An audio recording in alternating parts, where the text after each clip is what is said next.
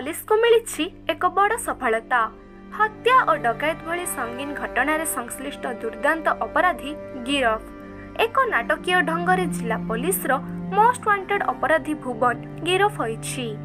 गत राति नवरंगपुर सदर पुलिस पक्षरु नवरंगपुर सहर ठारे पेट्रोलिंग करिबा समय रे एक धला रंगर नंबर विहीन मारुति अल्टो गाड़ी पुलिस को चकमा दे खसी जाउथुला। एही समय रे नवरंगपुर पुलिस गाड़ी को पीछा करी गाड़ी को धरिथिले। तेबे गाड़ी रो ड्राइवर ता परिचय नवरंगपुर सहर सेनापति साहिर भुवन गरडा बोली कहिथिला। जांच समय रे पुलिस गत जुलाई 2022 मसीह रे नवरंगपुर सहर गातबागुड़ा साहिर शेख निजाम हत्याकांडर फेरार थिबा मुख्य अभियुक्त बोली जानिबाकु पाइथिला। एहा परे पुलिस गाड़ी को टिकिनिखि जांच करी ता निकटरू एक देशी बंदूक सह 4टी अफुटा जीवंत गोली, गोटिए छुरी, नंबर विहीन मारुति अल्टो कार, 2टी मोबाइल फोन, 5टी सिम और 4टी नंबर प्लेट जबत करिछि। नवरंगपुर शेख निजाम हत्याकांड सहित डाबुगा हाटरे एक गोरु बेपारी ठारू 28 लाख टंका डकायती घटना रे संश्लिष्ट थिबा सह नवरंगपुर थाना और डाबुगा थाना रे ता ना रे 7टी मामला रहिथिबा नवरंगपुर एसडीपीओ कृष्णचंद्र भत्रा कहिछंती। अपराधी भुवन गरडा को नवरंगपुर पुलिस कोर्ट चालान करिछि।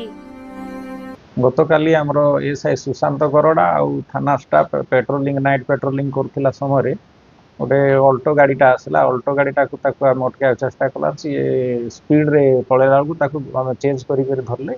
धरला पर वेरीफाई कलारू सेटू ये जो ड्राइवर थिला ताको आमे ना पचारिवालु सी हमको कहला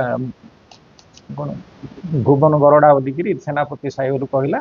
तापर ताको वेरीफाई कलारू आम सीटू गोटे माने कंट्री मेड पिस्तल पाइलु, तार 4टा आमुनेशन, एक नंबर प्लेट आउ छुरी आउ सिम कार्ड एमती विभिन्न प्रकार जिनिस पाइलु।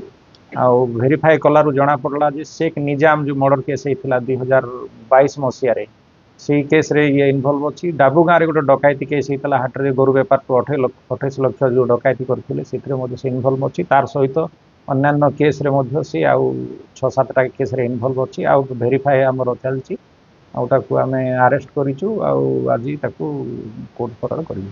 आगरु 7 जण हिथिले, ये जणे फेरार थिला धरा पड़ुची। तार वारेंट अच्छी, वारेंट मध्य आमे एटा करिवु ताको टैग करिवु। हां से तार पिस्तल तार पाखरे थिला, अंटारे थिला आउ ये छुरी गुडा को सब ता पाखरे आगा थिला सब। ताको आमे कोर्ट चालान करिवु। एही वीडियोटी आपण मानको भल लागथिले लाइक शेयर कमेंट सब्सक्राइब करंतु।